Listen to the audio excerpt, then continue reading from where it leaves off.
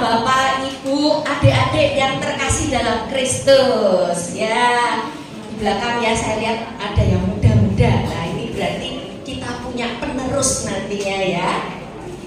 Nah kita tadi sudah masuk di sesi 1 ya. Sekarang kita mau mulai sesi 2. Dan saya mau perkenalan diri karena kalau tak kenal maka tak sayang, maka kenalan ya. Nama saya Rosalia Eni Astuti, dipanggil Eni. Nah udah banyak yang kenal ya. Ya Eni itu ada akronimnya biar inget terus ya. Elok niang derek Yesus ya. Bapak ibu adik-adik boleh pantun dulu nggak? Tapi minta cakepnya ya. Oke ya, cakepnya jangan lupa ya. Beli jeruk, beli kedondong. Tepuk tangannya dulu dong. Ya. Tadi kita sudah masuk sesi 1. Apa temanya? Cinta kasih Allah. Siapa mau ini tunjuk tangan? Cinta kasih Allah tadi itu intinya apa? Gak ada yang mau? Oh berarti ditunjuk ya. Nah ibu ya, tadi cinta kasih Allah itu membicarakan tentang apa bu? Kasih Allah kepada kita ya. Ibu namanya? Bu Elizabeth Harti. Tepuk tangan untuk Bu Harti. Ya. Cinta kasih Allah kepada kita. Cintanya yang tak terbatas, tak bersyarat. Walaupun kita manusia penuh dosa, Allah tetap cinta pada kita. Tetap cinta karena kita diciptakan serupa dan segambar dengan Allah dan kita berharga di mata Allah. Ya, sebentar.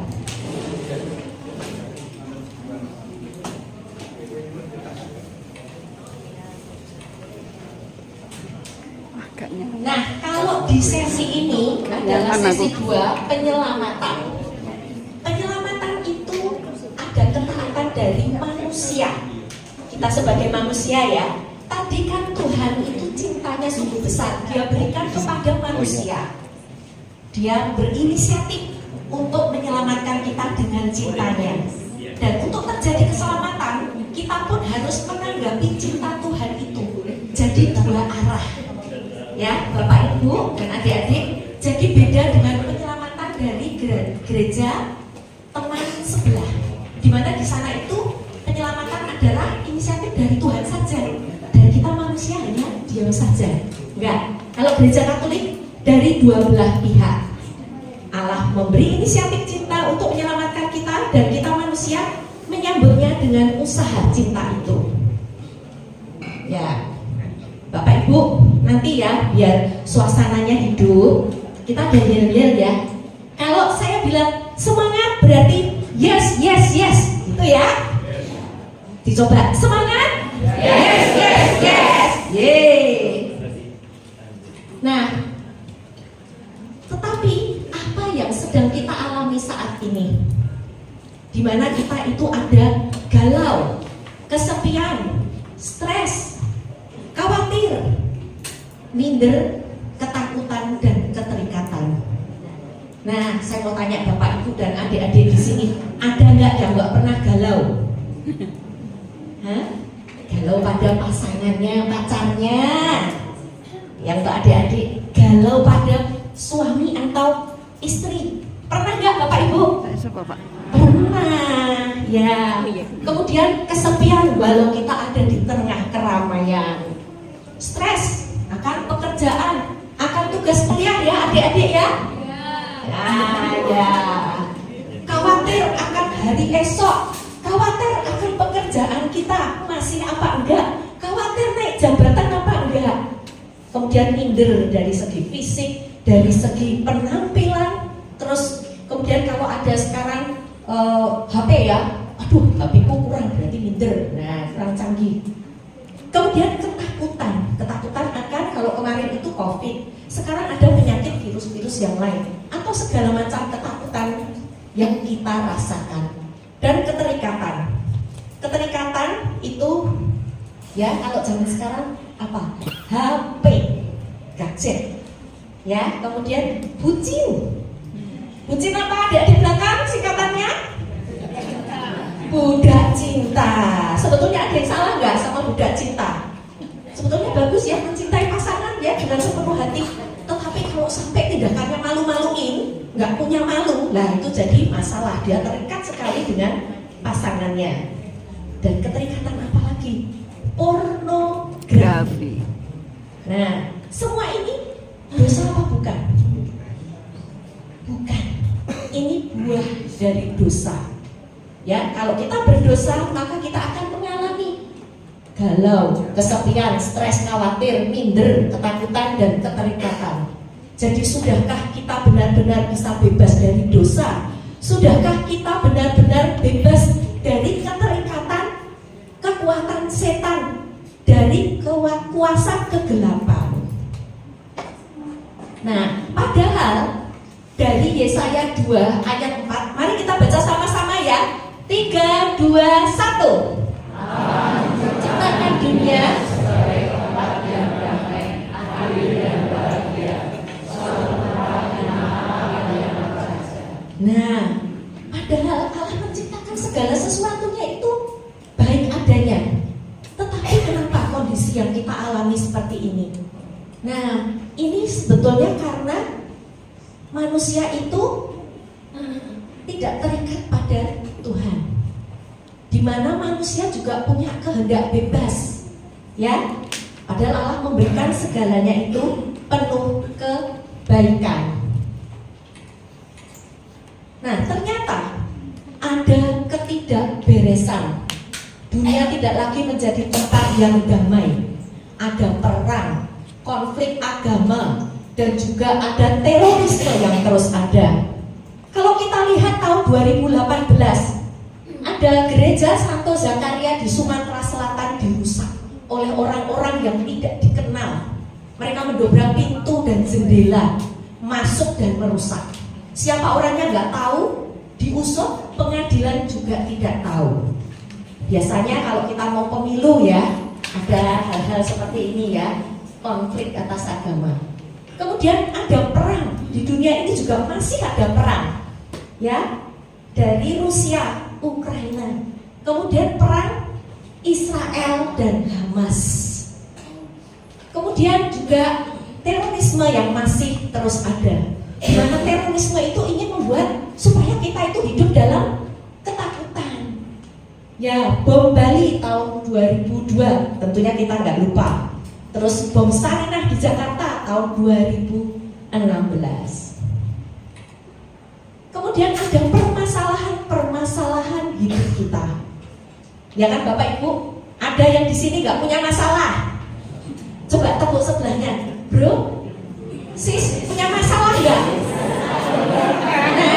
Nah, punya semua, puji Tuhan ya, karena kita memang masih berjuang. Permasalahan hidup.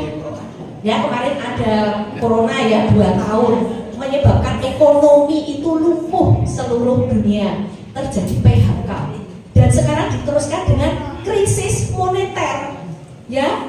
Jadi banyak keluarga-keluarga yang mengalami kekurangan, kemiskinan, ya. Itu yang terjadi di sekitar kita, permasalahan hidup ini. Juga dijual ginjal. Ada anak-anak muda itu ya bikin iklan di medsos, jual ginjal. Untuk apa? Untuk beli iPhone terbaru.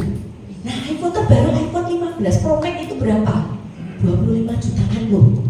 Wah, kelihatannya wah, tapi dia menimbulkan efek yang lain dengan jual ginjal. Kemudian permasalahan apa lagi? Kalau jual ginjal nggak payu-payu, terus pinjaman online. Nah, kalau padahal nggak ada sumber untuk membayar, itu kan menjadi masalah buat kita. Kalau kita nggak bayar apa? KTP yang dijaminkan itu disebarluaskan, dipermalukan. Kemudian ada siswa SMP bunuh diri karena tidak punya handphone untuk pelajaran, mengikuti pelajaran. Jadi itu kemarin pada saat COVID kita online semua. Nah, kalau nggak punya HP dia nggak bisa belajar, dia stres kemudian bunuh diri. Ya memang ada plus minusnya ya online yang kemarin itu COVID, berarti kita sekarang terbiasa dengan online. Positifnya sekarang kita jadi pinter, bener nggak Bapak Ibu, adik-adik yang di belakang, jadi tambah pinter kan? Iya, untuk beriklan dan sebagainya nggak usah bayar, cukup di medsos saja.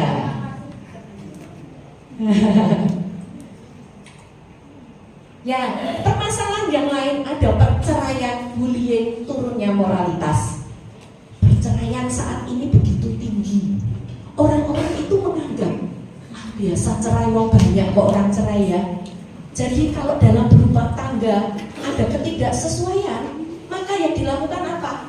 Cuma mempertahankan egonya tanpa mau untuk melihat kepada diri sendiri. Egois.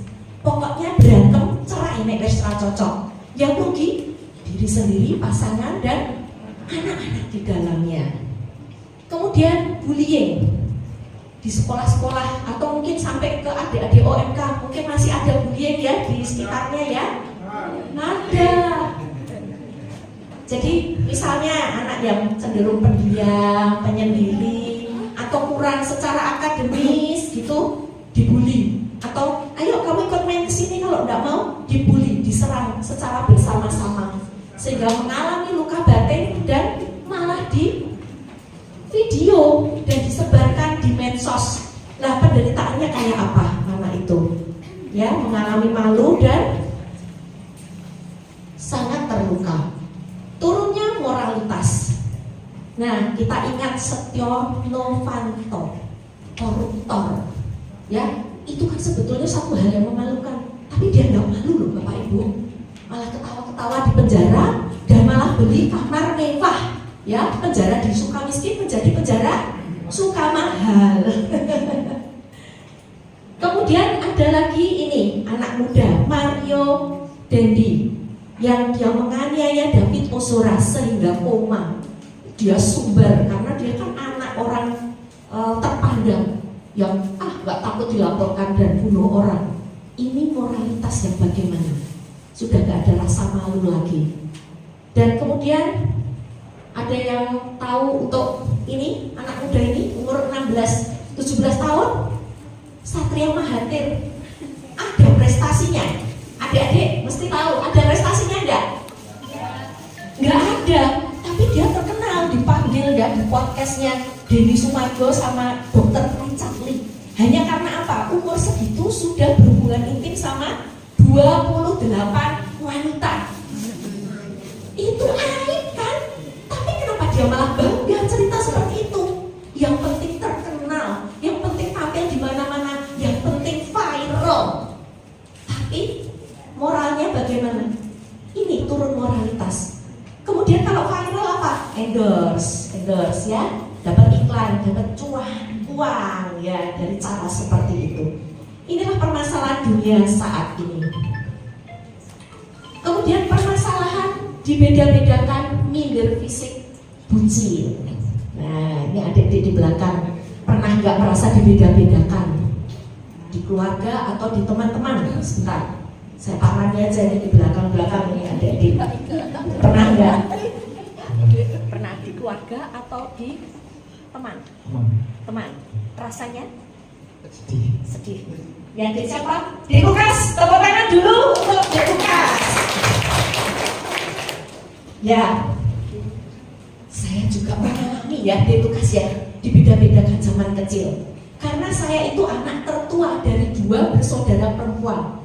Orang tua menuntut saya untuk berprestasi, memberi contoh kepada pada adik-adik perempuan saya, dan memberi contoh moral yang bagus, tindakan yang bagus. Tapi saya tidak diajari caranya, sehingga yang ada saya cuma dimarahi, digepuki. Nah, saya juga merasa aku kok dibedakan dengan adik-adikku. Adik-adikku penuh perlakuan kasih sayang, tapi terhadap saya, kenapa saya dibentak-bentak? Kenapa saya dipukul? Itu permasalahan yang terjadi. Kemudian minder fisik.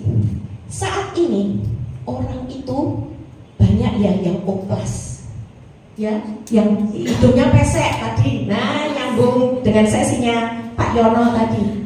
Hidung pesek, tidak bersyukur, dimancungkan, oplas sampai keluar negeri. ya, pipi tembem ditiruskan, kemudian bibir tipis kayak saya ini malah dibikin domble. Nah, dibentuk hati, malah jadi ngetren. Sebetulnya ini kan keminderan fisik. Orang bersyukur pada Tuhan yang memberikan segala anugerah yang Tuhan ciptakan berharga, serupa dan segambar dengan Allah. Kemudian bucin, budak cinta. Nah, ini adik-adik belakang masih seneng ya. Bucin di sini ya, saya lihat ada di TikTok. Seorang wanita bernama Anna, orang Inggris. Dia itu mentato keningnya besar sekali nama pacarnya ini, Kevin, saking bucinnya. Lah kok udah gak punya rasa malu seperti itu. Lah nanti kalau pisah gimana? Nah, pokoknya gak peduli. Nah, itu bucin. Jadi keterikatan pada seseorang. Nah, ada lagi eksploitasi seksual. Jadi perdagangan seks, di mana ada seks online, istilah mucikari, ani-ani, pelakor, sugar daddy. Itu ada sekitar kita, betul nggak? Itu permasalahan di sekitar kita itu. Nah, nanti kalau yang tahu nggak tahu bisa buka kamus ya. Mungkin ya ibu-ibu ya, soalnya ini pesertanya campur. Kemudian ada hilang identitas, LGBT dulu itu tahun 75, sekarang ditambahi QQEIP. Tapi intinya lesbian, gay, biseksual, transgender. Di mana istilah itu mulai terkenal tahun 75. Ya, tetapi gereja Katolik tidak menolak orang-orang yang sejenis, menyukai sejenis. Cuma kalau mereka minta disahkan perkawinannya, tidak bisa. Karena gereja Katolik mengakui perkawinan pria dan wanita, masih berpegang teguh pada kitab suci, magisterium, dan tradisi suci. Kemudian kepercayaan akan tempat keramat daripada percaya akan Allah. Masih ada tempat keramat, Bapak Ibu? Masih? Masih. Gunung Kawi itu orang kesana untuk cari pesugihan. Terus kalau yang dekat di Yogyakarta, di Taman Sari, itu ada lorong bawah tanahnya. Orang kesana kasih sesajen untuk minta macam-macam. Ya untuk kaya, jodoh, sehat, dan lain-lain. Lah kok malah mintanya kepada hal seperti ini, gak kepada Allah. Inilah permasalahan hidup kita. Dan di sini manusia pun juga melakukan berbagai macam cara untuk mencapai bahagia dan damai. Dengan tadi semua ya yang telah dijabarkan, mereka kan tidak mengalami kebahagiaan. Cari sendiri kebahagiaannya. Dengan cara apa? Yang pertama pendidikan. Berlomba-lomba sekolah, ada S1, S2, S3, S4, ya, postdoktor. Tapi bukan S teh ya. Ya, mereka menganggap dengan semakin tinggi pendidikan, mereka bisa mengatasi masalah dan merasa bahagia. Ternyata apa? Tidak. Kemudian harta kekayaan, menumpuk harta kekayaan sebanyak-banyaknya. Tapi kalau kita mau tahu, Elvis Presley, Michael Jackson, kaya nggak Pak? Kaya Pak. Tapi hidupnya bahagia nggak? Enggak lah, bunuh diri itu. Nah, berarti kan kekayaan tidak jaminan untuk bahagia. Kemudian teknologi. Kita sekarang ya, kalau HP itu ya iPhone 15 Pro Max, atau sekarang sudah keluar iPhone 16, sebentar lagi launching masuk Indonesia. Ya kan? Orang berlomba-lomba beli. Kalau sudah punya teknologi paling tinggi, wah rasanya bahagia, damai. Tapi apa kalau nggak punya uang? Itu tadi, pinjol. Kemudian jual ginjal. Lah bikin masalah toh, apa damai? Enggak kan? Kemudian agama. Bagus agama, orang beragama. Tetapi di sini beragamanya adalah hanya mengenal Tuhan saja. Nah, seharusnya kan kita mengalami Tuhan secara pribadi. Kalau hanya mengenal saja, oh itu Tuhan, kita nggak akan merasakan damai dan bahagia. Kemudian ada paranormal. normal atau orang pinter. Zaman dulu disebut dukun. Kalau sekarang paranormal untuk apa? Cari hari baik, tanya orang pinter. Kemudian kalau udah ketemu hari baiknya, supaya hujan tidak datang di hari itu, minta bantuannya orang pinter. Nah, padahal kan harusnya nggak begitu ya. Nah, Bapak Ibu, saya punya sharing kecil, dimana saat saya kecil dulu saya masih ingat ya, diajak ayah saya itu ke makam, dimana bapak saya itu bawa kemenyan, terus dibakar di atas sabut kelapa sambil mulutnya komakanin. Saya tanya, ayah, itu doanya apa? Aku dicubit. Ya udah, sakit, diem tau. Nah, terus beberapa waktu lagi saya diajak ke rumah paranormal orang pinter yang jalannya tuh jauh, harus jalan melewati sungai berbatu, sehingga saya harus cincin roknya. Terus sepatu yang tak angkat karena melewati itu. Di sana itu rumahnya rumah tua, halamannya luas, ada makam di tengah-tengah rumah. Saya juga tanya, kok ngeri ya Pak ya, ada makam di dalam rumah, kenapa ya? Dicekrok lagi. Ya sudah, jadi saya nggak paham dan nggak senang. Puji Tuhan. Jadi ya memang masih banyak praktek-praktek seperti itu zaman dulu. Zaman sekarang pun bentuknya ada ya, tapi berbeda. Kemudian lanjut yoga. Kenapa kok yoga? Kalau yoga hanya olahraga kan tidak apa-apa ya. Iya, yang nggak baik itu adalah kalau sudah tingkatannya lebih expert. Ada ini mantra-mantra dari bahasa India yang harus diucapkan. Nah, itu yang bertentangan, ya, yang itu tidak boleh dilakukan karena juga tidak akan mendatangkan bahagia dan damai. Kemudian manusia itu mengupayakan apa untuk bahagia damai? Mengupayakan kegiatan sosial, ya, baksos, arisan sana sini, tapi untuk kemuliaan dirinya. Apakah mendatangkan bahagia, Ibu?